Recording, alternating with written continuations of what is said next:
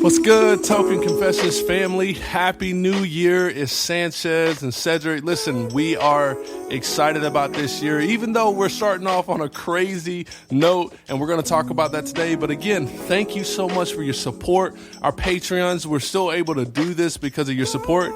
If you're not a Patreon, please consider becoming one.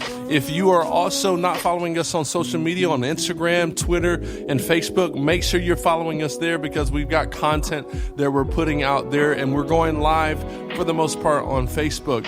Now, again, make sure you're turning on your notifications and make sure that you resubscribe and you're sharing this podcast because we've got a lot of good things happening and in the works. So stay tuned. Enjoy today's podcast. This is where usually, I get to sit back, collect my thoughts. Sanchez just welcomes everybody in, so I guess I gotta kind of take over. But, with everything going on, he just made me the host.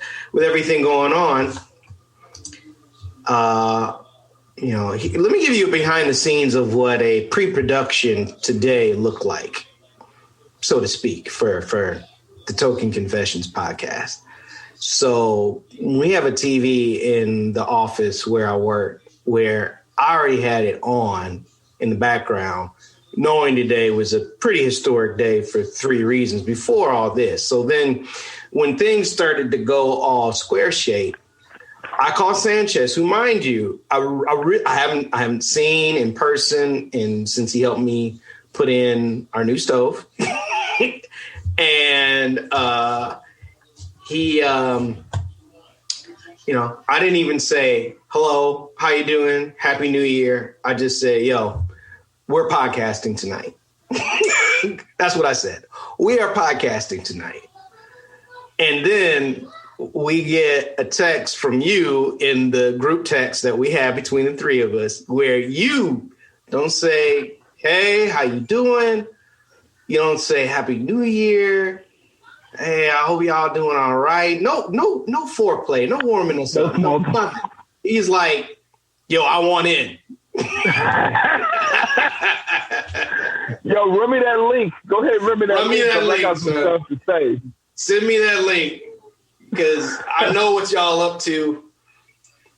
I know it's some shenanigans, and I want in. I was for real. I'm glad we didn't do it just then because I was like, oh, it's back.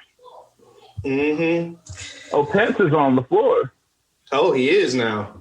See, That's the one thing. Like, I want to keep an eye to the TV. I need to do some closed captioning at the same time. But Ray, you got it going on. Keep us posted. So I'll look and keep it. I'll make sure we're on top of things. Word. You said violence never wins. It's like, bruh, this is America. That's the only thing we know is violence. Let's be real about that. It doesn't win, but that's kind of how America works. Well, I believe it's the same place. It's the foundation upon which we were built. Violence first through stealing the land theft, violence through the oppression of the indigenous folks, of people who were bought here to be commodified for the building of capitalism. Free market society here in America is built on the back of slaves.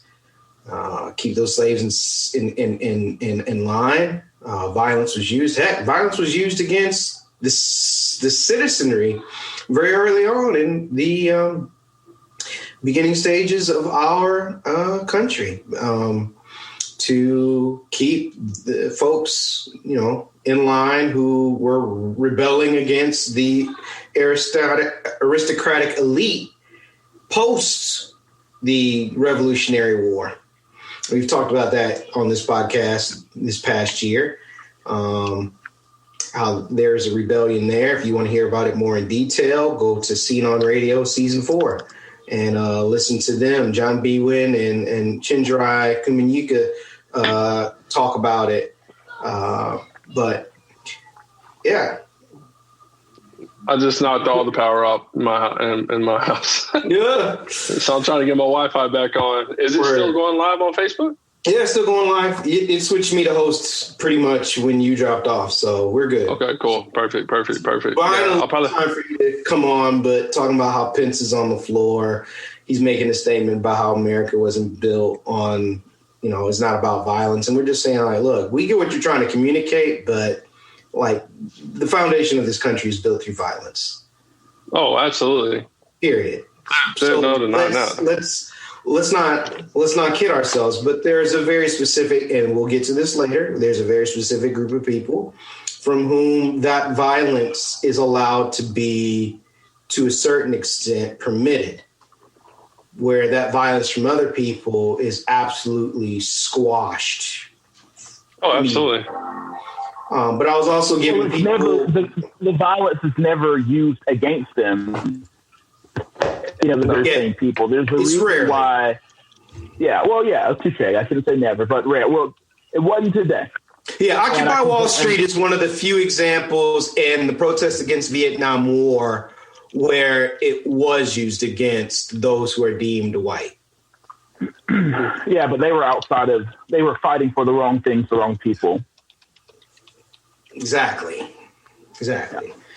So, yeah, I was giving folks a little behind-the-scenes look into the pre-production for today's episode that I called you. I didn't even say, hello, Happy New Year. I just said we're podcasting tonight. Yeah. And that was like at 3 o'clock this afternoon. Yeah, absolutely. And then I posted on Facebook saying that we're going to go live today, 8 p.m., let everybody know. 5 minutes later, we get a text from Ray in the group text. No lead up, no, kind of, flirting or anything. No finesse. Hello, no finessing. No Happy New Year. Hope you guys are doing well. Whatever. We already got that. You guys, miss you guys really. You just said, "Yo, I want in." We've done that already. Come on. Because after a while, we keep letting you on, Ray. We're going to have to put you on like a quota for this year because we keep letting you on. We're going to have to rename Token Confessions to Confessions of the Three Negroes. This is my first time being on this whole year, bro. So don't even. We just going to rename it to Three Negroes. Yeah, or like DC Talks back in the day. Well, yeah, I guess we don't. Yeah. Too home. No, we ain't gonna do that. Yeah. Remember that song, Too Home to the Negro? Oh yeah. Nah, I never listened to them. Yeah, it's before your time. You're youngin'. You're baby. Thanks. Thanks for reinforcing that. No, sorry. All right, so let's jump in. Well, you need to do the intro because we didn't really do one. Well, he didn't do one. This is my show. You didn't know what to do with that, you think? No, you're good. Well, welcome. Happy New Year, everybody. It's good to be back with the Three Negroes, formerly known as Token Confession. I'm sorry. That ain't gonna stick.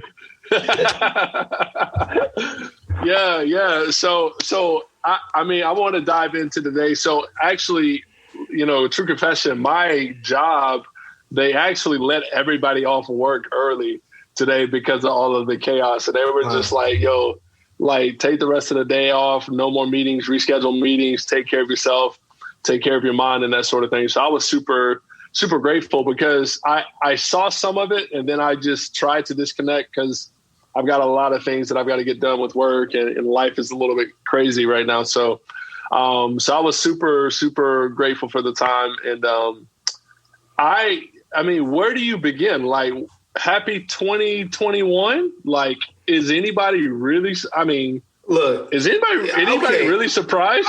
I know where to jump in.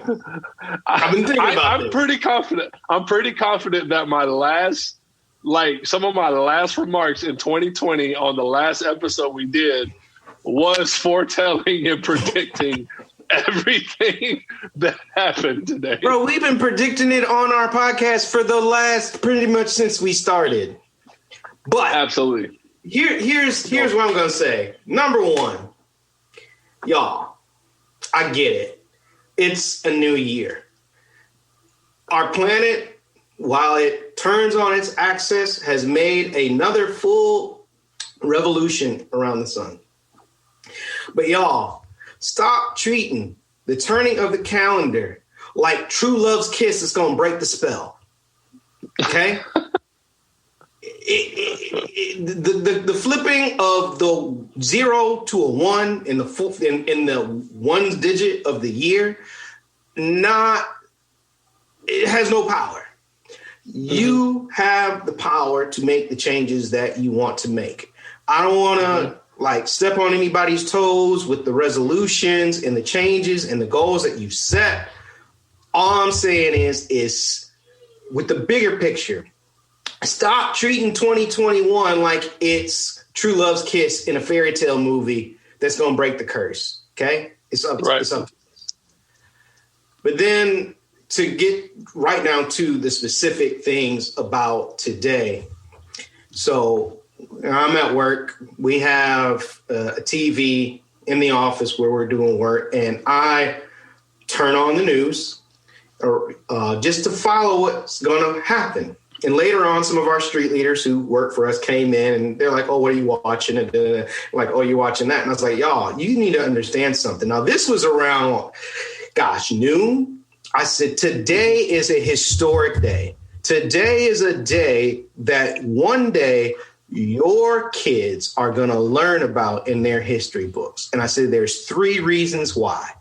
I said, number 1, both houses, the Congress and the Senate, are going to do this ritual that we have of confirming the electoral votes in the presidential election.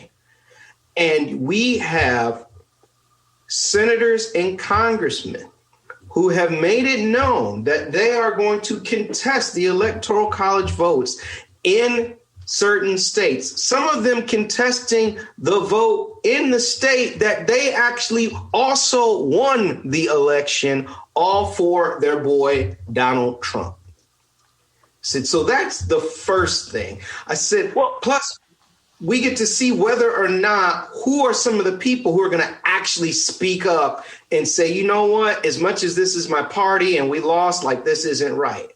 Then you have the rally that Trump is having down the street where he's basically telling his supporters, he's going to tell his supporters exactly what he did, to continue to push to, quote, stop the steal. The day after police clashed in the street with the Proud Boys, right? But last and certainly not least, we just had the first Black senator from the state of Georgia elected, who just also happens to be the pastor of the church that Martin Luther King Jr. grew up in, was part of it. So we just had those 3 things alone before this nonsense broke out. I yield the floor to Ray. You're about to say something. Yeah, the only thing I was going to say is, they didn't do it just for Donald Trump. They did it for themselves as well. They couldn't care less about Donald Trump. Donald Trump is as much a commodity to them as they are to him and everybody else is.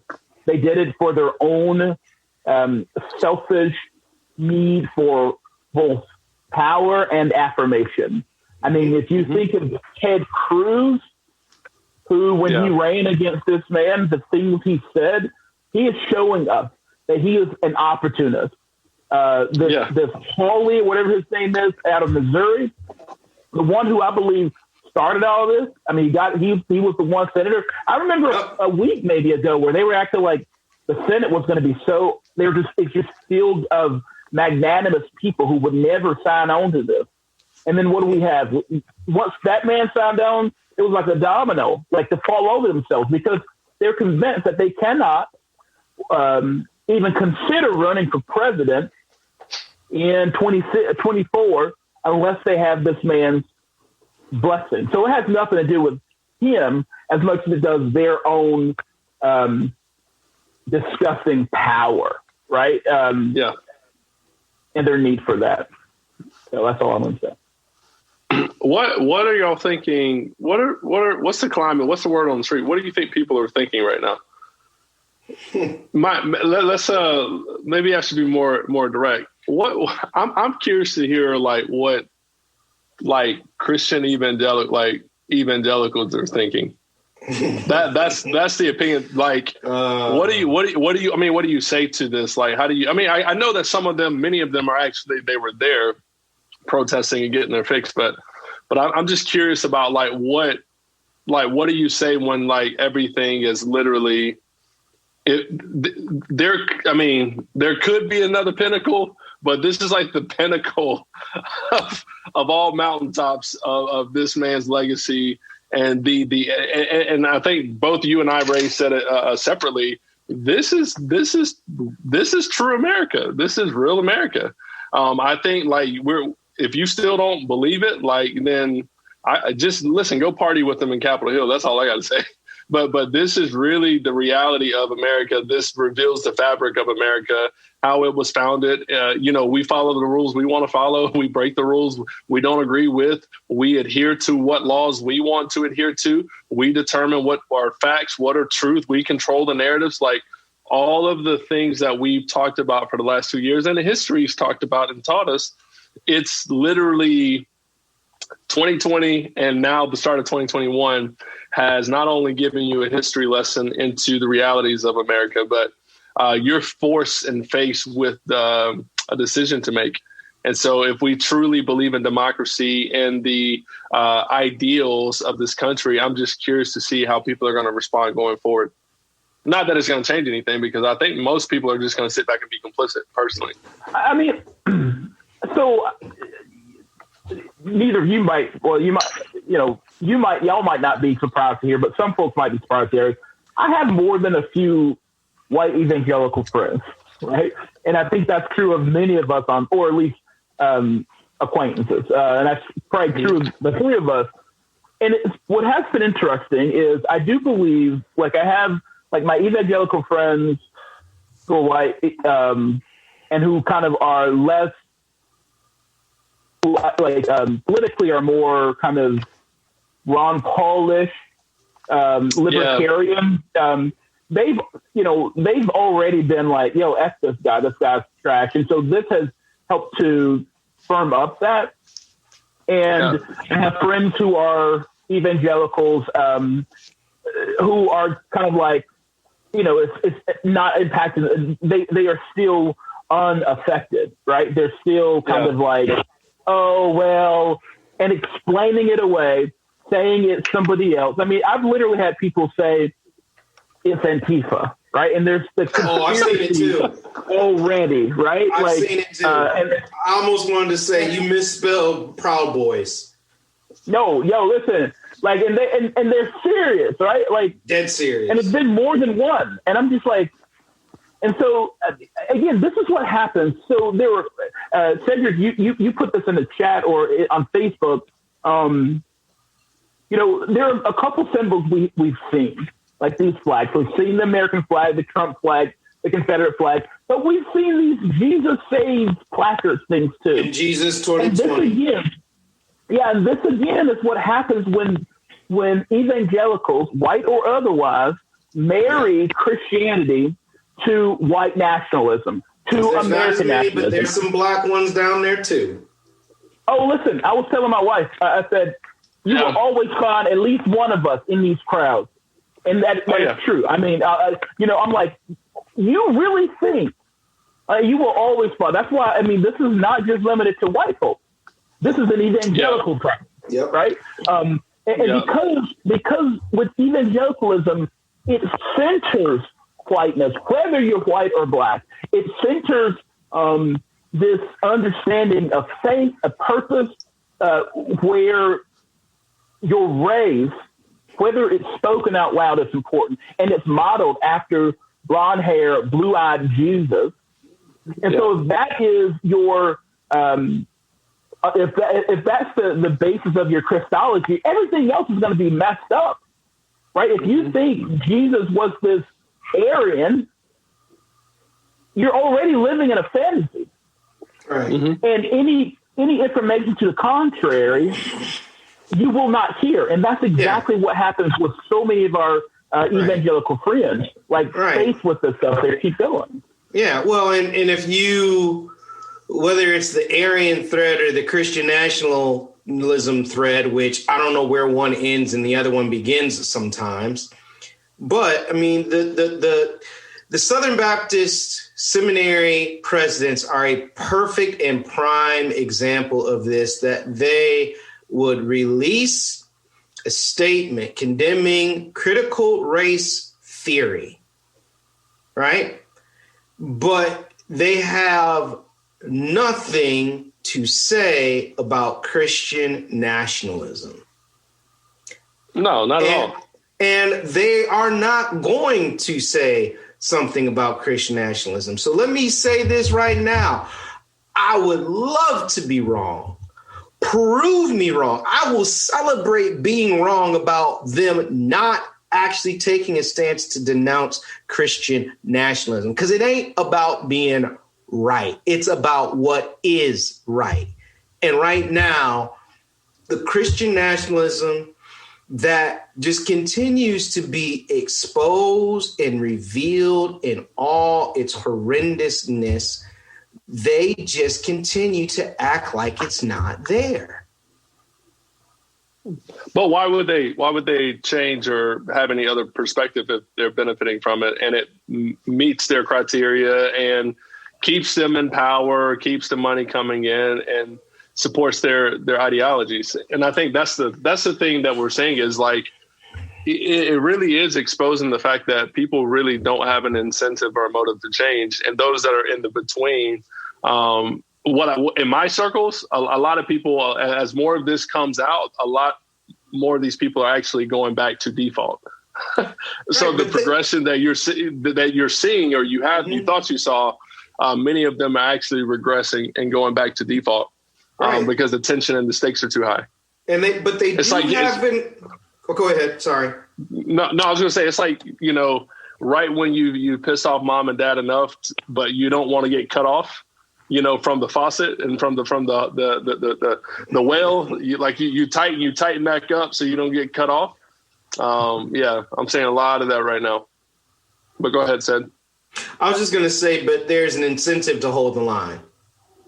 The incentive for a lot of pastors is not all that dissimilar for the incentive, as Ray alluded to earlier, of a lot of these politicians who decided, with everything that we knew, with all the rhetoric that's been going on for, let's be clear about this, well over a year.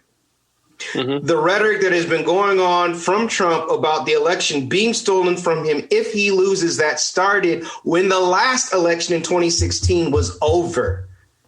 Mm-hmm. So none of this is a surprise.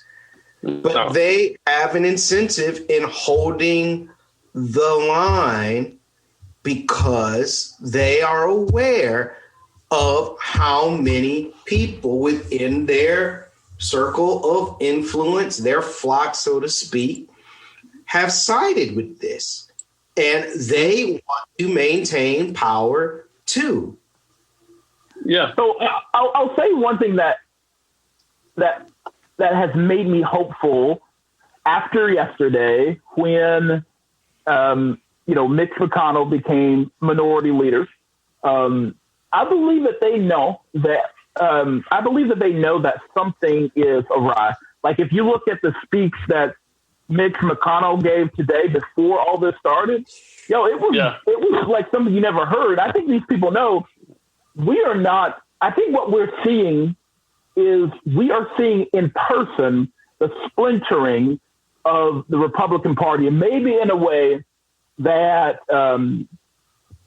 they can't come back from, right? It's like the Southern Baptist Convention and the Southern Baptist. it really does feel like that. And the WCA. It really feels like that. Yeah, and everybody, Pentecostals. Yep. Right. Go ahead. All of us trying to get our denominations in.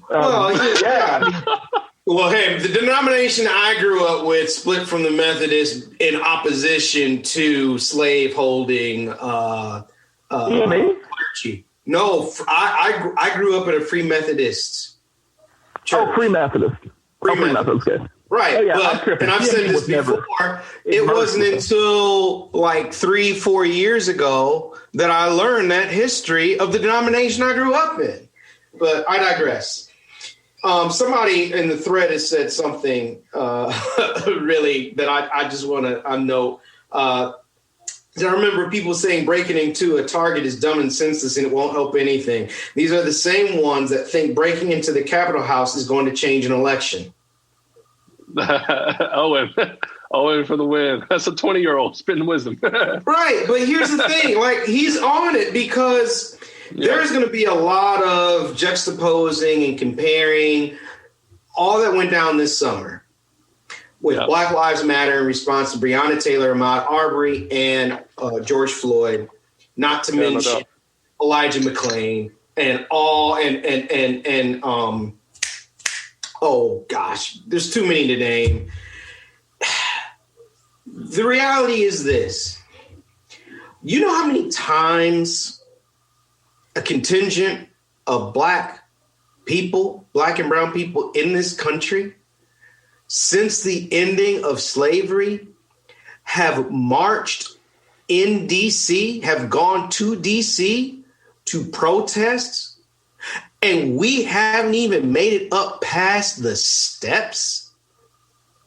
That we did not ever go to the level of showing our frustration and making our voice heard. All of the comparisons and trying to do the both sides, which if you've been following this for any amount of time, you know we ain't going to sit here and entertain the both sides argument. But all comparisons end the moment that these folks started scaling the steps, the walls, breaking windows, all while carrying Blue Lives Matter flags.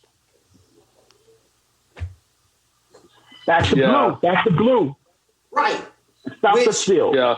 Has once and forever exposed that the Back the Blue slogan has nothing to do with supporting the police beyond the police's ability to kill Black people who forget their place. Period. Yep. Amen. Because when the police then try to assert law and order and use their authority on them, their rights are violated. They're being tyrants. Like, we have... Go ahead, Ray. It again, I mean, it pulls back the curtain. It exposes these lies. It has been interesting today to watch on Twitter and Facebook and other places, social media. So many of our white siblings legitimately see them legitimately surprised at the disparate treatment of these folks today and the Black Lives Matter protesters when Donald Trump wanted to go across the street to hold a Bible. And they were like, how? So I'll tell you what I did today. I watched Fox News. I watched Fox News. And even on Fox News, he was saying to Donna Brazile on there, he was like, Donna, this is wrong. And you could tell it was like the first time that they saw illustrated the disparate treatment that happens between Black folks and white folks. It was on display. Nobody can say this was apples and oranges. This was apples to apples. It was DC. It was exactly the same. And you would never see them walking our old folks down the stairs. You wouldn't see it. We've seen them beat our grandparents, right? I was saying today, like here in Charlotte, I've literally been gassed and all of that stuff for far less than what these people did. And so what happened is these same folks, white folks who say back the blue and Blue Lives Matter. Hold on. Let's make it clear. You got gassed walking the route that the police officers approved for you guys to walk ahead of time. Right. Into an area that they had planned ahead of time. No, I wasn't there for that. But this is happening. I was there for that one. Personally there for those. I was there earlier, but I wasn't corralled. Right. Where people they plan to box them in and ambush them, but say that, the protesters did something. And then that's when we tear gassed them and showered them with rubber bullets. And we're just and they all understood. Right. And let's get something clear. All of these things happen in public streets. They did not happen on federal government property, which you would think there would be a line drawn, but there wasn't, which then brings me back to Cedric. What did we see in the spring, in the late spring and the summer? We saw armed protesters over masks take over the Michigan State House, and police officers stand there, not draw arms, allow themselves to be verbally abused and assaulted while these people asserted their rights and walked around the chambers with AR-15s. Let me insert that only 13 people were arrested today. Only 13 people. Only 13 people were arrested. Now, more people were arrested than that here trying to feed people. Yeah. And at the same time, it needs to be mentioned and noted that unfortunately a young woman was shot and killed today. So, again, just being consistent, we believe, right? We are pro-life people. And even though the fact that she was dressed head to toe, pro-life in the sense that really all lives from womb to the tomb are important and have dignity, even with the ones that we don't necessarily agree with their political stances. So even though she was dressed in head to toe, right?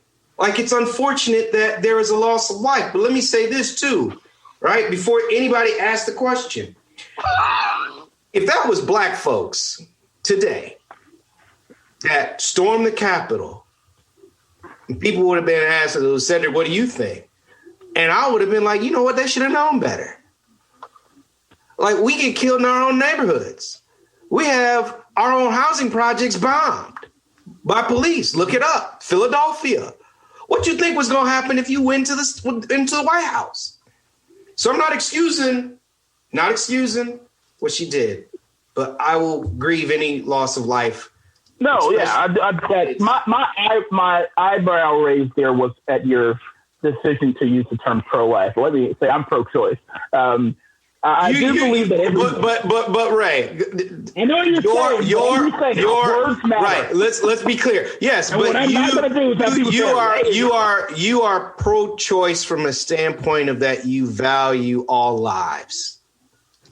And you value the dignity and autonomy of those lives. And you understand, especially as a man, that we are not in a position to be legislating what women do with their bodies. That's for sure. Yes. I think we're all saying the same thing. Yes. And your audio got better there. I know. Can you guys hear me now? Yeah, way better. Yeah, your audio. Yeah, it's better. Yeah. Oh, it's better? Yeah, it's better. Why didn't you tell me that early on that my audio was trash? Oh. I told you about your lighting. I mean, it'd be your own people, Sanchez. It's okay. Listen, man. Be your own people. Bro.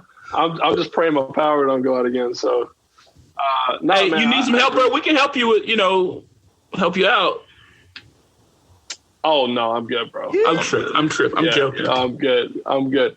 Yeah, no, it's I think I mean, just looking at some of these pictures, I mean, I was surprised by this is something people ain't highlighting. I was surprised by all of the pink I saw in the crowd.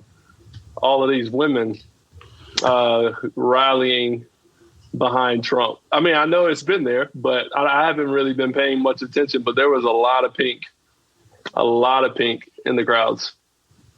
No, yeah, I don't know how you could be surprised by that.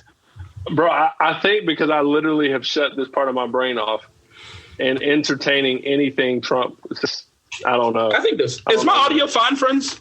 Yes. Yeah, it's great. You brought me this, and I'm like, I'm not wearing that. No, your audio is great.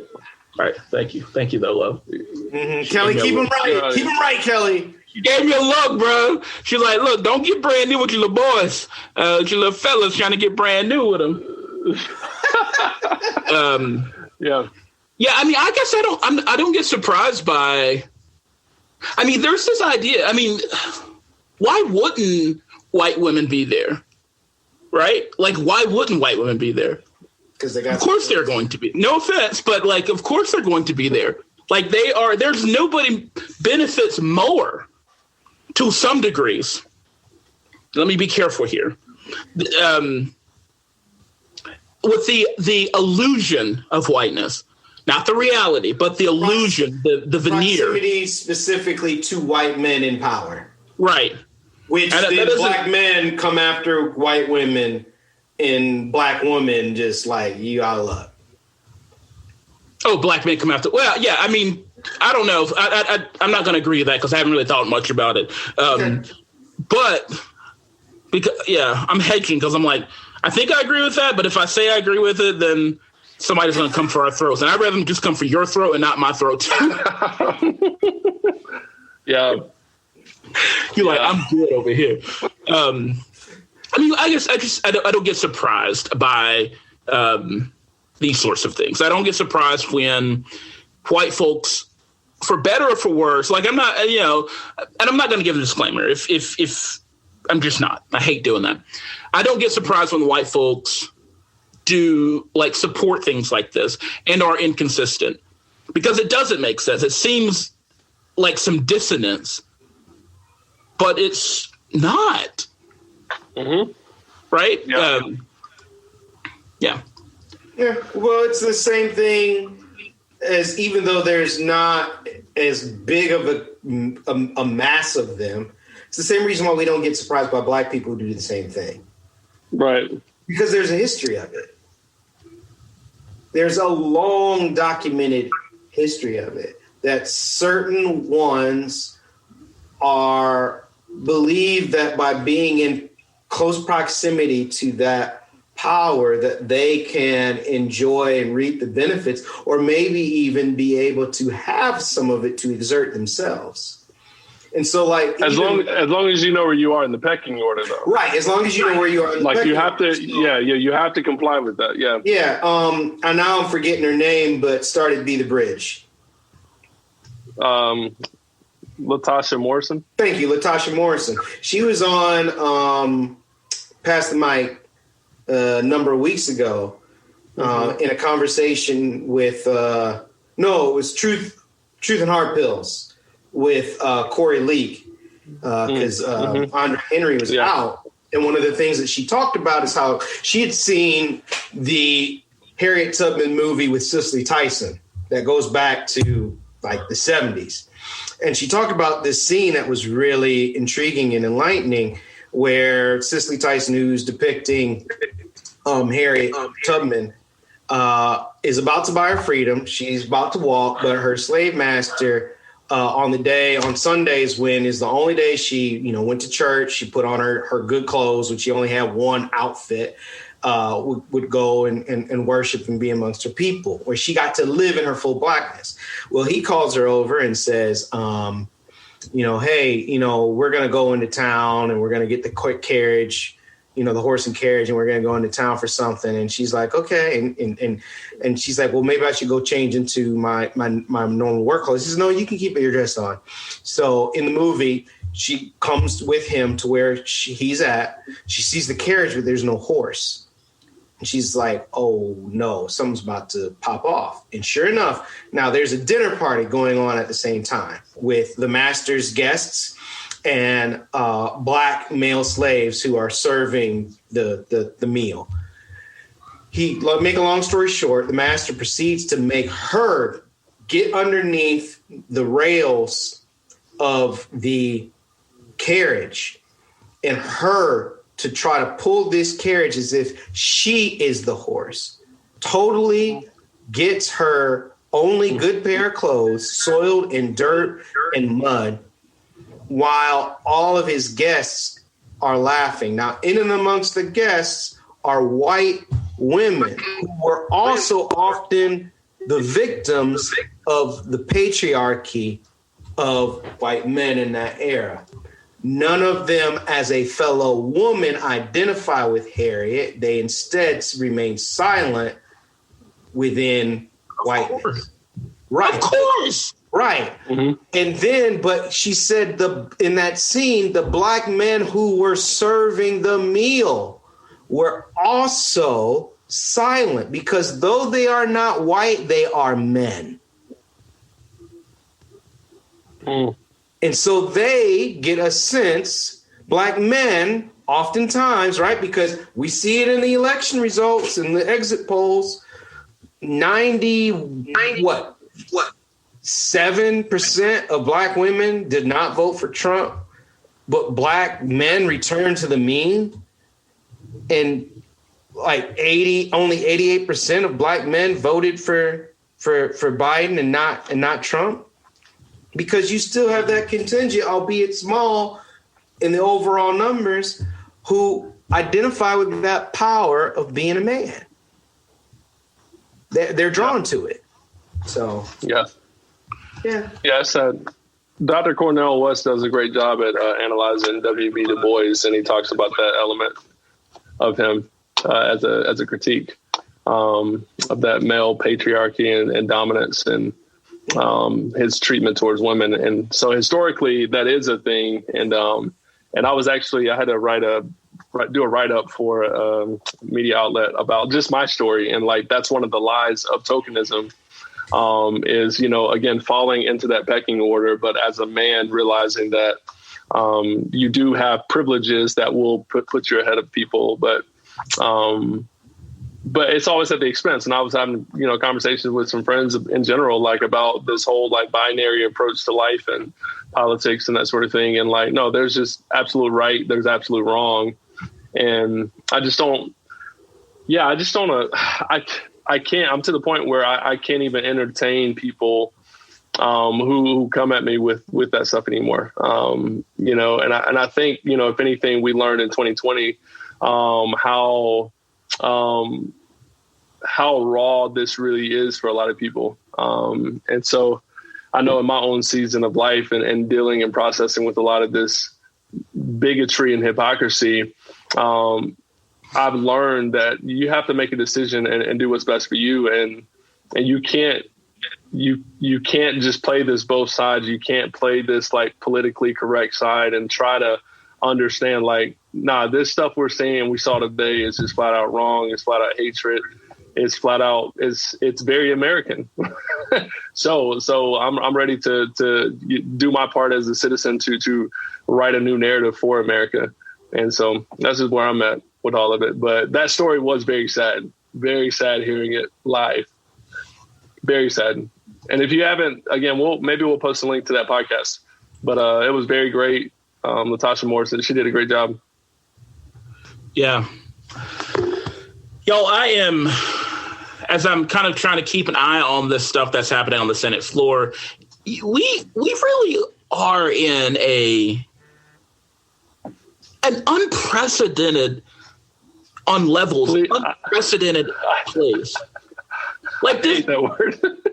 we are though. I mean, everything is unprecedented. I mean, it's like, what's the synonym for that word? No, you're right. That's the. It's just to describe it. What else do you say? I mean, we've got a president who there are reports say he's had a mental break, as if there. Even the way they're on the news continues to softball it. The news? Yeah. I don't know. MSNBC and CNN has been very direct today on it. Like they've been consciously, well, at least they've been. Like especially, they've been like, yes, this is sedition. This is, but I don't know. All I'm saying is, the 25th Amendment needs to be invoked for the next 14 days. Yeah. Pence needs to be, I guess, put in power. What can he do in 14 days? No worse than Donald Trump. I mean, Donald Trump is not well. No, he's not. He hasn't been for a minute, but he went completely off the rails after losing the election. Right. I mean, we're in a situation, too, where yesterday we set a record for both number of COVID deaths and hospitalizations. So in this time when we have an immunization and, we have a vaccine, in this time, Operation Stop the Steal has taken precedence over Operation Warp Speed, which was always a doomed plan to begin with when you name your plan for rolling the vaccination out over and believe me, I am as big of a Star Wars fan as there is. But when you name it after like a pop culture fictional science from Star Wars and Star Trek, I'm not really confident in this plan that you have for rolling out the vaccine in the midst of the pandemic. At all. Right. No, I'm not gonna lie. Consumed that, in the midst of having a vaccine, we got more people dying and more people in the hospital. Sanchez, what were you about to say? I mean, I could take. I'd love to have one of those cocktails he had when he had COVID. I really want my taste and my smell back, bro. I really want it back. So, yeah, it's I think, and I hope these aren't symptoms of COVID, because that would be very telling. But I definitely think he's never lost anything in his life, right? Like, he's the product of privilege, white immunity, white supremacy, all of the acronyms and terms that we've used. He's that in one person. A complete lack of being held accountable for anything. Yeah. But I'm that's so over people equivocating accountability for canceling. I'm not canceling someone if I'm holding them accountable, but that's the place that we've gotten to. Right. And there's no accountability even with like the incentives of the vaccine, the incentives of COVID cases, the incentives of hospitalizations, and I don't know if you said it, Ray. I think you said it earlier, but they were saying like on the media outlets, like this has really exposed the Republican Party in a way that I don't know how they're going to recover from this. I really don't. Because like they're fighting for truth, trying to fight for what is factual and that sort of thing. And they've lost sight of actually, it's like when you tell so many lies that you forget where you actually started and where center was. And you're trying to recall like, what's the actual truth? Right. And I think that's just where they are. So Ray, what is going on right now on the House and Senate floor? Like, do we actually have some guys still trying to move forward with their plan to contest some of the electoral big things like? So I saw Senator. I'm just watching the Senate floor, kind of all over here, looking at stuff on Twitter. But it looks like Kelly Loeffler on the House side is pulling out. I'm sorry, on the Senate side is pulling out. I saw Senator Mike Lee basically saying positive things. Now Ben Sass, I think that's Ben Sass, is talking. I'm watching MSNBC, but, I think that's what's happening. I really think that they're going to, I really think they're going to go ahead and try to do something. I don't know that they're going to keep on with these objections, because literally it would be political suicide. 2 hours each time. Yeah. But so I just don't, and they're going to formally do this. And what I really hope is that what I really hope is boy is out of here via the 25th Amendment. What are the chances, you think? I mean, they're as good as they ever were. I think they're better than they ever were, honestly. But I don't know. I mean, something has to happen, right? Like this can't. It can. Like President-elect Biden's administration has to hold these people to account. They did this on federal property. The AG, I mean, there already have been state's attorneys saying, listen, if we see people from our state, from the federal level, who cross lines to do this, to incite this violence, sedition, we will prosecute you. And they have to be prosecuted. I mean, this is what we saw what happened. I was talking to a colleague today, and we were talking about like doing a link between, and not trying to blame President Obama, but if we don't hold people accountable for their lawlessness. So when people, when they broke us economically, right before President Obama came in and nobody was held accountable, it said to them something. Mm-hmm. And I mean, you know what I mean? Like, and Mitch and crew were emboldened. Not on a political level, the government must hold these people accountable. Only 15 people were arrested. Now, hopefully that number is going to skyrocket. Oh, because they got a whole bunch of them on video. Well, they don't care, man. These people looted the White House. You got folks walking around with podiums. A damn podium! A whole podium! Part of the speaker's... They ripped off the sign on her door. We're sitting in her desk. I'm like, what world this literally is something that happens in places that we think we're better than, in the shithole countries, to quote the president. But we are one thanks to him. We are one thanks to him. He has made America funny. But bro, man, to your point, bro, like, there is no consequence for white immunity. There's no consequences for whiteness, because like you can legit bust in doors, bust in windows, and go sit in Nancy Pelosi's chair and put your feet up, have a photo up, put your signs and all this stuff up, and then walk right out. And tweet it, and then get a photo op with a security guard and a police officer on your way out.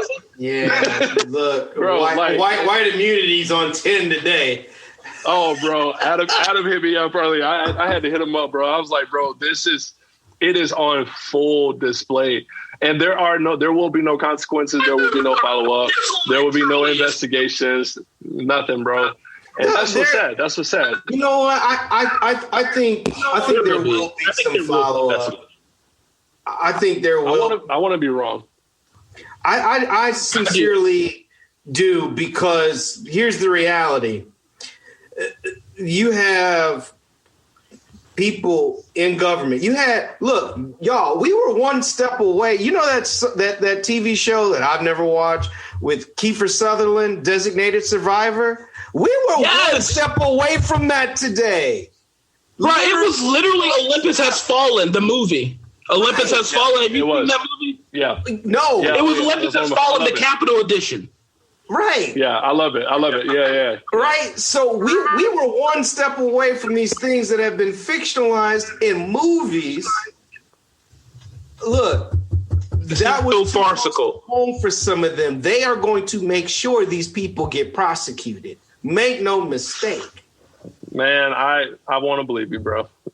I do believe that there will be. I'm sorry. Go ahead.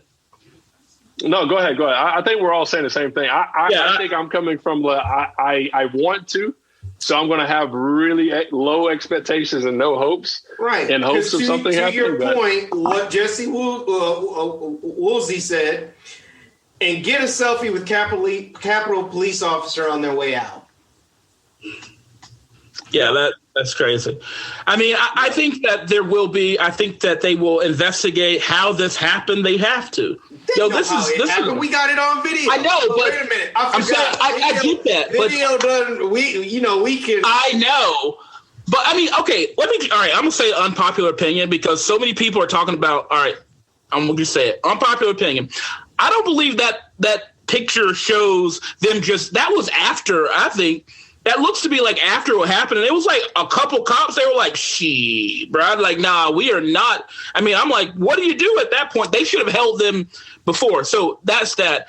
But I think they're going to see why weren't they prepared for this, right? You have members of Congress on TV saying, like one Congresswoman said last night before she came in, she told her husband where her will was because she had a weird feeling about today in case something happened. So they knew something was off, right? And there was another Congresswoman who said that she was like, she called her family. Something was off. They should have prepared.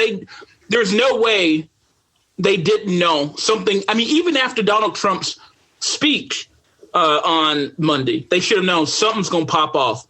He told them to come.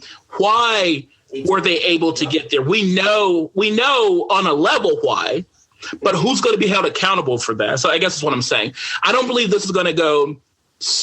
Heads will roll at some point because we know this would not. We have seen this would not have happened if it was us. Right? Mm-hmm. So how did they get here? I mean, they already blocked off. How was there not enough security? How was there not enough security? Right. That's what I'm saying. Enough, people. Yeah. Right. Especially a night after clashes in the streets with the same group of people. How are they now ready? When just this summer, they got every branch of law enforcement and security dressed in fatigues there was an enforcement presence all over the Capitol and federal government buildings. In Portland. Protests. Portland, DC this late summer, right? Because we had folks from It Is Now Charlotte who went, right? And people did not even remotely come close to these links. Which reminds me, speaking of Portland, here's a quote. Anarchists, agitators, or protesters who have vandalized or damaged our federal courthouse in Portland or any federal buildings in any of our cities or states will be prosecuted under our recently reenacted Statutes and Monuments Act. Minimum, all caps, minimum 10 years in prison. Don't do it. July 27th, 2020. Who said it? Guess what? Nearly 1,000 people were arrested in Portland alone. Yep. As of November 1st, 2020, nearly 1,000 people were arrested. Who said Trump said that. Who tweeted? Exactly. Donald Trump. Trump said that. Yeah. I saw that tweet. It was. But it's different when it's his people, right? Because then. No. Yeah, exactly. It's different when it's his people. Right. But because today, which you can't now see on Twitter, but hey, we got the receipt. Okay, show me the receipt. We got the receipt. You know who's coming in hot? In events that happen when a sacred landslide election victory is so unceremoniously and viciously stripped away from great patriots who have been badly or unfairly treated for so long.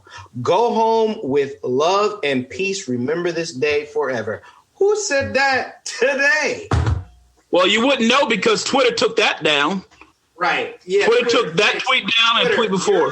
You're about a good, year to 4 years too late.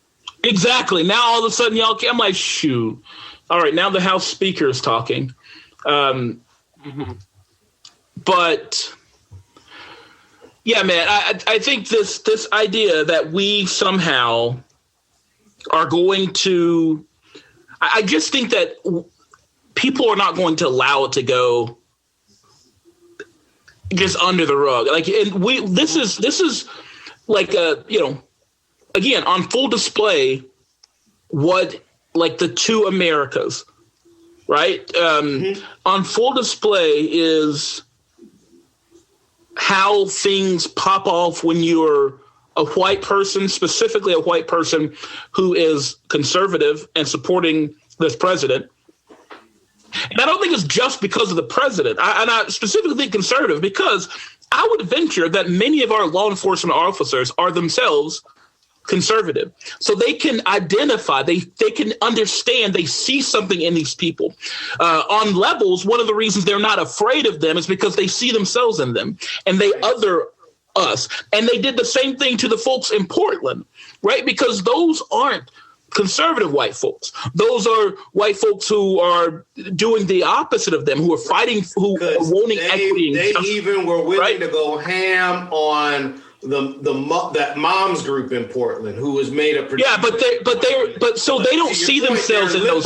They don't see them because they're not right, and they don't see themselves in these folks, and that's what allows even the othering to happen now, right? That's why you'll have people, our conservative friends or whoever, who are right now defending this stuff, defending Donald Trump, and are saying that it's Antifa, because there's no way it could be them, because if it's them, if it's, the MAGA people, it's me, and I would never. And so instead of saying, why am I aligning with them? It's just, let's make up some more conspiracy, some more QAnon ridiculousness.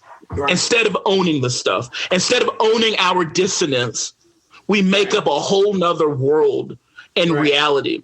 And we've got to stop indulging these people. That's the problem. Yeah. Their entire lives, they've been indulged. Nobody has said, no, Chad, you are not this. You are wrong. Nobody stole this election from you. It was not Antifa. It was your compatriots. Karen, Bob, Dick, Richard. Yeah, man. Larkin's my boy. I thought I'd come up with a really white but to your point, Ray, I've been reading the book My Grandmother's Hand. No. Well, we have been reading that one, but there's another one I've been reading, and now, of course, I forget the name of it, so let me pull it up real quick on my Audible. I don't know why I'm brain farting. But yeah, the book is, Dying of Whiteness by Jonathan M. Metzl. And he's talking about basically the politics of racial resentment and how you have a lot of people deemed white who are going in a political direction that actually leads to their demise, but they don't care, because as long as folks like us, people of color, and the illegals don't get, this stuff, then, so what? I can be a martyr. And one of the things that he talks about in the book is how when they had focus groups for part of his study and research for the book, and they're talking specifically about healthcare, they separated out white men, had a group of like 12 white men that he sat down with and just had a facilitator for the conversation. He just sat back and watched as a researcher, didn't guide the conversation. And he said when they were talking about, what their understanding of healthcare and the problems with healthcare, it was all very individualistic and about what someone else is doing and done, even though they themselves might do things or benefit from healthcare, to a certain extent. It's about, them or these other people. But when they had the black focus group with black men and had them open up and them talk, the black men oftentimes spoke in terms of what we as black men need to do. There was way less individual speaking and way more group speaking about, like, here's the problems with the system, and yet here's what we as a black community need to do. Yeah, but that ain't gonna happen in this case. No, and you know what I'm saying? Like, yeah, Kelly. Same reason you never see Spider-Man and Peter Parker in the same room. That's what I was gonna say. Listen, who's bringing in the heat tonight? My wife, the comedian. Listen, I'm here for it. Yeah, and she said they weren't prepared because they didn't want to be prepared. Capitol Police knew and failed on purpose. Now, she's been on that all day. Same reason why you don't see Miley Cyrus and Hannah Montana in the same room. Kelly said, Kelly said they basically the same. She said, yo, and you don't want to see Kelly mad. I saw her mad today. Not at me. Praise at these God. fools. Right. Same reason why you don't see Bruce Wayne and Batman in the same room. We get it. That joke same is reason why you never. The same reason why you didn't see Michael Jordan guarding Scottie Pippen. We get it. Shout out to Matt Cheesem. Man. All right. Well, I gotta go do some work. Yes. I'm behind. So, but welcome back to Togen. It's 2021, and we still here. We still on that board. Hey, on that board. Yeah. And the world keeps giving us material to talk. Gosh. The world never fails, man. We haven't even talked about the Milwaukee, Kenosha police getting basically exonerated for darn near paralyzing Jacob Blake. Haven't discussed the whole our woman fiasco. Right. That was a joke. Ray, we know that. Come on, every person who's ever spent more than 3 weeks in youth ministry did that to try to get. Okay, yeah. Yo, I literally had this conversation with these people. I was like, "Are you serious? That is like the Bible college joke that you first learn when you take hermeneutics. Okay, you learn that joke."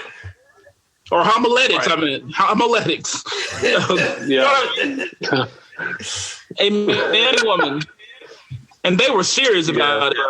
I'm like, Right. And it's also common for black men to not laugh at their own jokes. Right. I'm saying, can we? I'm sorry. I'm going to try.